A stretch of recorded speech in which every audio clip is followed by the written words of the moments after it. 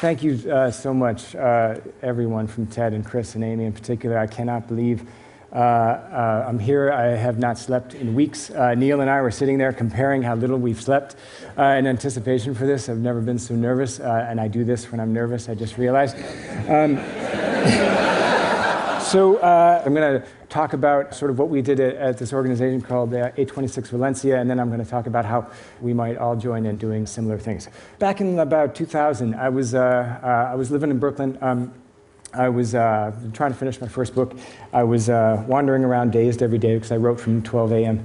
to 5 a.m. So I would walk around in a daze during the day. I had no mental acuity to speak of during the day, but I had flexible hours. And in the Brooklyn neighborhood that I lived in Park Slope, there were a lot of writers. It's like a very high per capita ratio of writers to normal people. Meanwhile, I had grown up around a lot of teachers. My mom was a teacher, my sister became a teacher, and after college, so many of my friends went into teaching, and so I was always hearing them talk about their lives and how inspiring they were, and they were really the most hardworking and constantly inspiring people I knew. But I knew that so many things that they were up against, so many of the struggles that they were dealing with, and one of them was that so many of my friends that were teaching in city schools were having trouble with their students that were keeping up at grade level in their reading and writing in particular.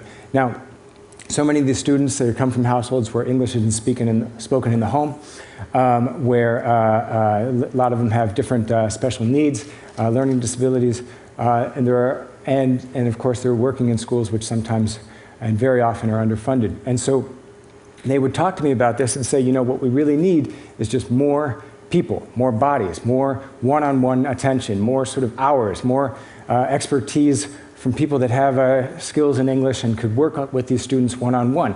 Now, I would say, well, why don't you just work with them one-on-one? And they would say, well, we have 5 classes of 30 to 40 students each.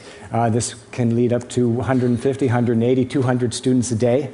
How can we possibly give each student even 1 hour a week of one-on-one attention? You'd have to greatly multiply the work week and clone the teachers. But you know, there's something about the kids finishing their homework in a given day, working one-on-one, getting all this attention, they finish their homework, they go home, they're finished. They don't stall, they don't do their homework in front of the TV. They're allowed to go home, 5:30, enjoy their family, enjoy other hobbies, get outside, play, and that makes a happy family. A bunch of happy families in a neighborhood is a happy community. A bunch of happy communities tied together is a happy city and a happy world, right? So the key to it all is homework, right? One day, Isabel Allende wrote to us and said, hey, why don't you assign a book with high school students? I want them to write about how to achieve peace in a violent world. And so we went into Thurgood Marshall High School, which is a school that we had worked with on some other things, and we gave that assignment to the students. We said, Isabel Allende is going to read all your essays at the end. She's going to publish them in a book. She's going to sponsor the printing of this book in paperback form. It's going to be available in all the bookstores in the Bay Area and throughout the world on Amazon, and you name it. So these kids worked harder than they've ever worked on anything in their lives because there was that outside audience. There was Isabel Allende on the other end. There were, I think we had about 170 tutors that worked on this book with them. And so this worked out incredibly well. We had a big party at the end. This is a book that you can find anywhere. So that led to a series of these. You can see Amy Tan sponsored the next one. I might get somewhere. And this became an ongoing thing, more and more books.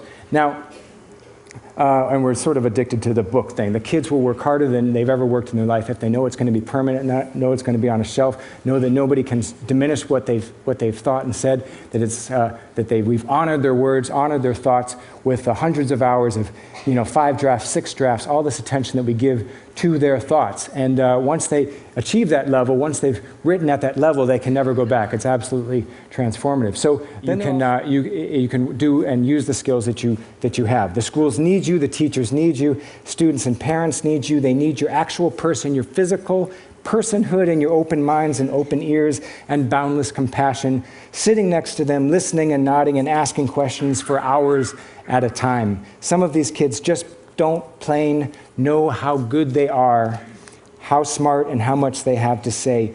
You can tell them. You can shine that light on them, one human interaction at a time. So we hope you'll join us. Thank you so much.